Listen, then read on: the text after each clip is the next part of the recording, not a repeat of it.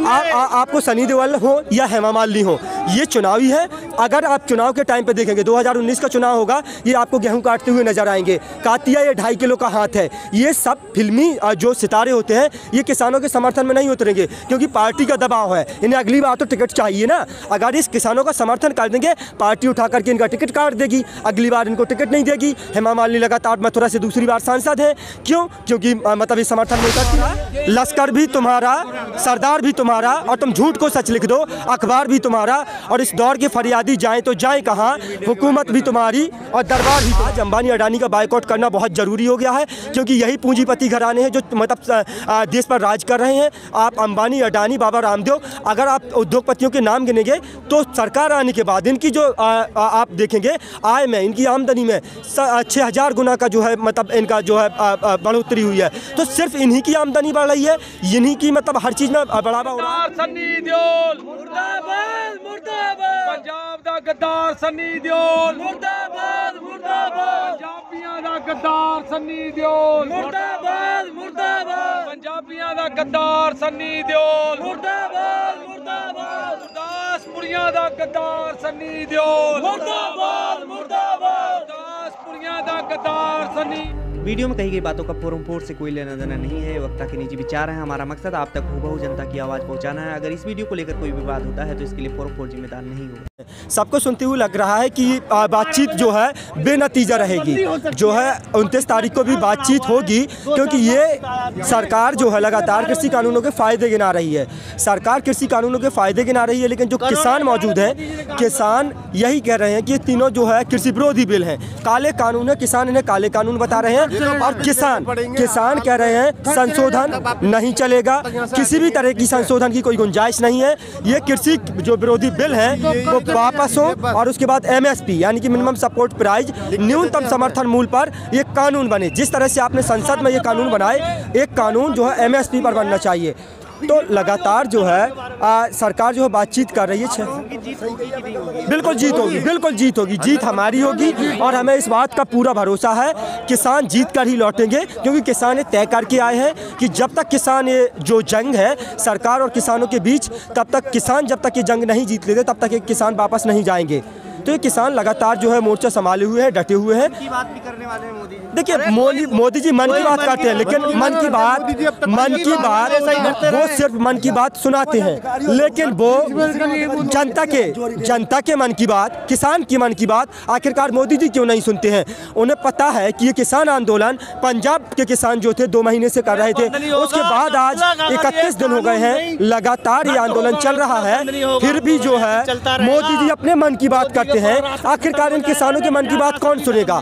इनके किसानों के मन की बात आखिरकार मोदी जी क्यों नहीं सुनते हैं? तो मोदी जी अपने मन की बात तो सुनाते हैं, लेकिन जनता के मन की बात नहीं सुनते हैं, किसानों के मन की बात नहीं सुनते हैं। ये बड़ी समस्या है। किसानों के मन की बात सुननी होगी, जनता के मन की बात सुननी होगी। किसानों की मन की बात 70% ये जो कृषि पे उन्होंने भाषण दिया, उसमें तो हमेशा यही बात करते रहे कि हम किसानों से बात कर रहे हैं। नहीं, किसानों से देखिए, प्रधानमंत्री मोदी जी, मैं अगर कहूँ दिन में अगर मोदी जी 100 बात बोलते हैं तो उसमें से 80 बात जो है मोदी जी झूठ बोलते हैं। मोदी जी लगातार इन कृषि कानूनों के, मोदी जी ने तमाम बातें, मोदी जी ने कहा रुकिए मैं बताऊंगा क्या झूठ बोला, मैं बताता हूँ। मोदी जी एक बात बताइए, गुजरात जाते हैं, कच्छ के किसानों से बातचीत करते हैं, उसके बाद आप चले जाते हैं मध्य प्रदेश के प्रेस कॉन्फ्रेंसिंग के जरिए मध्य प्रदेश के किसानों से बात करते हैं, और आप कहते हैं हमारी जो नीयत है वो गंगा और नर्मदा के जल की तरह पवित्र है। ये झूठ नहीं तो क्या है? अगर आपकी नीयत पवित्र है तो आप आकर के किसानों से बात करिए। आप सिंघू बॉर्डर जाइए, आप रकाबगंज गुरुद्वारे चले जाते हैं, आप 6 साल में रकाबगंज गुरुद्वारे चले जाते हैं, लेकिन किसानों से बात करने नहीं जाते हैं। आप कच्छ चले जाते हैं, मध्य प्रदेश चले जाते हैं, आपके प्रधानमंत्री कार्यालय के आसपास अगल बगल 2, 4, 10 किलोमीटर के दायरे में जो किसान ठंड से मर रहे हैं, 39 किसानों की जान जा चुकी है, लेकिन आपके पास उनके मिलने का टाइम नहीं है। यही वो मोदी सरकार है जो झूठ की बात कर रहे हैं आप। 2019 में उन्होंने एक नारा दिया था, बहुत हुआ किसानों पर अत्याचार, अब की बार मोदी सरकार। तो इनका साफ सीधा सा मतलब था कि पिछली सरकारों ने किसानों पर अत्याचार किया है। अगर उसमें हम लें तो 5 साल मोदी जी का कार्यकाल, 6 साल अटल जी का कार्यकाल भी उसमें शामिल है। तो ये कह रहे थे कि बहुत हुआ किसानों पर अत्याचार, अब की बार मोदी सरकार। अभी अत्याचार नहीं तो ये क्या है? ये मतलब किसान मान ही नहीं रहे ना, वो तो कह रहे हैं षड्यंत्र है राजनीतिक। नहीं तो राजनीतिक षड्यंत्र है ये कह रहे हैं। ये एक बात बताइए, इन्हें लग रहा है कि ये राजनीतिक षड्यंत्र है। इससे पहले अटल बिहारी वाजपेयी जी का मैं आपको सुना दूंगा, मेरा मोबाइल होगा। अटल बिहारी वाजपेयी जी ने भी किसानों के समर्थन में एक आंदोलन किया था और वो कह रहे थे उस टाइम पे यूपीए की सरकार के विरोध में अटल जी ने खड़े होकर कहा था। तो क्या अटल जी को भी ये गलत कहेंगे? आज अगर विपक्ष, हमें विपक्ष से मतलब नहीं है, ये अराजनीतिक है, ये किसान आंदोलन अराजनीतिक है। किसी भी तरह से विपक्ष गुमराह नहीं कर रहा। ये किसान पढ़े लिखे हैं, ये किसान अपने हक की लड़ाई लड़ रहे हैं। इन किसानों को तीनों कानून समझ आ रहे हैं और तीनों कानूनों को जो मैं बारी बारी से समझा दूं। आवश्यक वस्तु भंडारण अधिनियम 1955 की अगर हम कानून से देखेंगे तो जो जमाखोरी होती थी वो कानूनन अपराध थी। आप जमाखोरी नहीं कर सकते थे, लेकिन अब आप असीमित जमाखोरी कर सकते हैं। आवश्यक वस्तु भंडारण अधिनियम को लीगल कर दिया। आप जो है युद्ध और आपदा को छोड़कर जितनी भी जमाखोरी आप करना चाहें आप कर सकते हैं। किसान जमाखोरी कभी नहीं करता, क्योंकि किसान के पास, किसान की तो छट टपकती है। किसान को आगे की फसल के लिए भी पैसा चाहिए होता है। जब वो ये फसल बेचेगा तब जाके आगे की फसल जो है पैदा करेगा। किसान कभी जमाखोरी नहीं करता, इन्होंने कर दिया। अब एक बात बताइए, कोई भी ये अगर मान लो कि किसान से महंगा खरीद लिया, ये जमाखोरी कर लेंगे, उसके बाद ये बेचेंगे तो महंगे रेटों में बेचेंगे, ये जमाखोरी। उसके बाद कॉन्ट्रैक्ट फार्मिंग, ठेके पे खेती होगी, खाद जो है बो देंगे, बीज बो देंगे, बॉन्ड पे साइन हो जाएगा और उसके बाद जो है हमारी फसल को कहेंगे हम 15 रुपये किलो खरीदेंगे। आप ऐसा करिए, 10 बीघे में आलू बोइए। हमने आलू बोया, उसके बाद मान लो कि मार्केट में बाजार में कीमत जब आलू तैयार हुआ पककर 30 रुपये किलो है, 15 रुपये किलो किसान का घाटा हो गया। और मान लो कि 5 रुपये किलो कीमत हो गई घट करके, तो ये क्या करेंगे कि 1 कुंटल आलू लेकर के जाएंगे, आपका 80 किलो 20 किलो खरीदेंगे, 80 किलो आपका बर्बाद हो जाएगा, छल्ले से निकालेंगे, कहेंगे इसको निकालो। प्रैक्टिकली है, महाराष्ट्र में जहाँ जहाँ कॉन्ट्रैक्ट फार्मिंग के तहत खेती होती है वहाँ किया गया है। और उसके बाद ये जो है ये पीएमसी सिस्टम, जो ये कह रहे हैं कृषि उत्पादन एवं वाणिज्य कानून, तीसरा कानून है, उसमें ये PM system, agriculture produce marketing committee, mandi system खत्म किया जाएगा। एमएसपी भी धीरे धीरे से खत्म कर देंगे। ये कह रहे हैं कि रहेगा, लेकिन धीरे धीरे बीएसएनएल भी तो कहते थे, भारतीय संचार निगम लिमिटेड, धीरे धीरे खत्म कर दिया। हिंदुस्तान एरोनॉटिकल लिमिटेड धीरे धीरे खत्म कर दिया। जितनी सरकारी संस्थाएं हैं जहां भारतीय लिखा था वहां आज अंबानी और अडानी लिख दिया इन लोगों ने। भारतीय रेल लिखा होता था, अडानी रेल लिखा। अगर जहां भारतीय एयरपोर्ट लिखा होता था, इंडियन एयरपोर्ट, वहां आज अडानी एयरपोर्ट लिखा। तो ये क्या कहते हैं, इन पर हम बिल्कुल विश्वास नहीं करेंगे, क्योंकि इन्होंने इतना शुरुआत से इतना झूठ बोला है कि हम इनकी बात पर बिल्कुल भरोसा कर ही नहीं सकते हैं। क्योंकि इन्होंने लगातार जो है जहाँ जहाँ भारत का नाम लिखा था, जहाँ जहाँ भारतीय लिखा था, भारत संचार निगम लिमिटेड, वहाँ आपने जियो को प्रमोट कर दिया। सरकारी संस्था थी, क्यों नहीं आपने भारतीय संचार निगम लिमिटेड को प्रमोट किया? तो ये पीएमसी सिस्टम खत्म करेंगे। एमएसपी जो है एमएसपी कागजों में है। वो अदम गौंडवी का एक शेर है कि सरकारी फाइलों में गाँव का मौसम गुलाबी है, मगर ये आंकड़े झूठे और दावा किताबी है, मगर ये आंकड़े झूठे और दावा किताबी है। यही इनका एमएसपी चल रहा। एमएसपी ये लागू कर देंगे। 1925 गेहूं का मूल है, आप लेकर के जाएंगे और वहाँ पर बैठे हैं जो एफसीआई में, वो खरीदेंगे ही नहीं, कहेंगे आज बोरी नहीं है, ऐसा करिए कल आइए, आज पल्लेदार नहीं है, ऐसा करिए कल आइए, आज लोड करने वाला ट्रक नहीं है, ऐसा करिए कल आइए। अब मतलब आपको इतना घुमाएंगे कि आप जा करके थक हार करके आप बिचौलियों का शिकार बन जाएं। जा करके उनको जो 1925 रेट है 1000-1200 और 1500 रुपये प्रति कुंटल के हिसाब से जो है आप बेच दें और आप बिचौलियों का शिकार हो जाए। तो कहीं जी हाँ, क्या कहेंगे अडानी अंबानी जो आप लोगों की इस बहिष्कार चल रहा है उस बारे में क्या कहेंगे कि बिल्कुल कितना सही है? बिल्कुल ये सही है, बिल्कुल सही है। इससे पहले महात्मा गांधी ने जो है विदेशी जलाओ की होली जो है की थी कि विदेशी भगाओ और स्वदेशी अपनाओ, ये हुआ था। आज अंबानी अडानी का बायकॉट करना बहुत ज़रूरी हो गया है, क्योंकि यही पूंजीपति घराने हैं जो मतलब देश पर राज कर रहे हैं। आप अंबानी, अडानी, बाबा रामदेव, अगर आप उद्योगपतियों के नाम गिनेंगे तो सरकार आने के बाद इनकी जो आप देखेंगे आय में, इनकी आमदनी में 6000 गुना का जो है मतलब इनका जो है बढ़ोतरी हुई है। तो सिर्फ इन्हीं की आमदनी बढ़ रही है, इन्हीं की मतलब हर चीज़ में बढ़ावा हो रहा है। तो कहीं ना कहीं ये वक्त की ज़रूरत है कि इनका जो है बायकॉट करना, बहिष्कार करना आज की वक्त की ज़रूरत हो गई है, ज़रूरी है।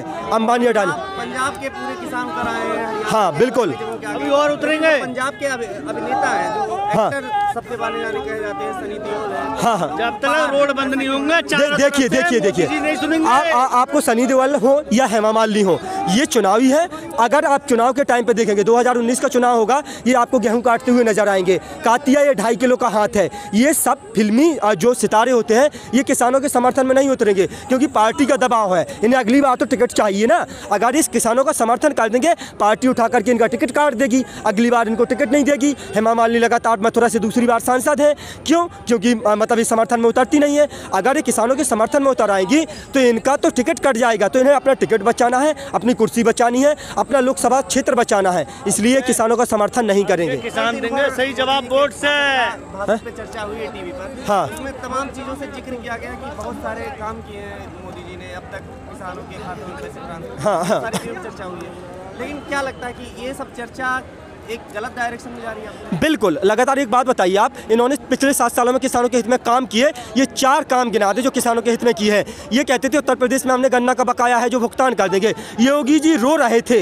योगी जी जब चुनाव का प्रचार कर रहे थे, योगी जी रो रहे थे और कह रहे थे कि भारतीय जनता पार्टी की सरकार बनेगी। उसके बाद गंगा की कसम खा करके आए थे कि हम जो है गन्ना किसानों का भुगतान जो बकाया है उसका भुगतान करेंगे। आज तक उत्तर प्रदेश के गन्ना किसानों का बकाया जो है उसका भुगतान नहीं किया गया। लगातार 2-2 हज़ार रुपये आप खाते में रहे हैं। आप बताइए 2000 रुपए से, और मोदी जी खुश होकर उन किसानों से पूछ रहे हैं बताइए आप 2000 से क्या करेंगे? 2000 से किसान क्या करेगा? मुझे एक बात बताइए, 2000 से 20 लीटर डीजल नहीं आएगा 2000 से, और मोदी जी पूछ रहे हैं उन किसानों से हंस के बताइए आप 2000 से क्या करेंगे? तो 2000 से आखिरकार मतलब वो किसान करेगा क्या? मोदी जी को शर्म नहीं आती पूछने में कि 2000 रुपए से आप क्या करेंगे? आप अपने मित्रों के 67,000 करोड़ रुपए जो है अंबानी अडानी के आप माफ़ कर सकते हैं। आपने उनका कर्ज माफ़ किया और आप पूछते हैं कि 2000 से क्या करेंगे? आप तो कानून वापस ले लीजिए, 2-2 हज़ार मत दीजिए, किसानों को नहीं चाहिए। ये जो तीनों कृषि विरोधी बिल जो थोप रहे हैं आप किसानों पर, इनको वापस ले लीजिए। ये किसान चले जाएंगे और जब तक आप ये कृषि विरोधी बिल नहीं लेंगे,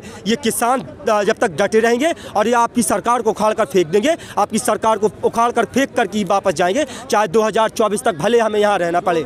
लेकिन यहाँ से ये किसान हटने वाले नहीं हैं, क्योंकि ये किसान सर्दी गर्मी बरसात तीनों मौसम अपने सर के ऊपर से निकाल देता है। तो ये किसान बिल्कुल आपको दिक्कत आपको होगी, क्योंकि आप एसी में रहते हैं। ये किसान तो खेतों में पानी लगाता है और खेतों में काम करने वाला किसान है। सर्दी गर्मी बरसात हर टाइम काम करता है, तो इसको कोई दिक्कत नहीं है। सरकार अपनी सोच ले, सरकार तीनों कृषि विरोधी बिल वापस ले ले, सरकार फ़ायदे ना गिनाए। जब ये किसान चाहिए ही नहीं है, एक बात बताइए आप हमारा फ़ायदा क्यों चाह रहे हैं? जो सरकार कोरोना के टाइम पे 2 रुपये का मास्क फ्री नहीं बांट पाई, वो आखिरकार किसानों का भला क्यों चाहती है? ये सोचने वाली बात है कि आपने कोरोना के टाइम पे 2 रुपये का मास्क फ्री नहीं बांटा और आप कह रहे हैं पीएम केयर फंड में इतना पैसा आया, आपने कितनी मदद की, कितने किसानों की? तमाम जो अगर समाज सेवी संस्थाएं ना होती तो कितने किसान मतलब आप पैदल, आपने देखा होगा कि लगातार किसान पैदल जा रहे थे, आप बस और ट्रेन नहीं चला पाए। आप बात करते हैं, आप ज़बरदस्ती कह रहे हैं कि आप किसानों का फ़ायदा करेंगे। ये किसानों का फ़ायदा नहीं है। किसान बहुत आक्रोश है गोदी मीडिया को लेकर के।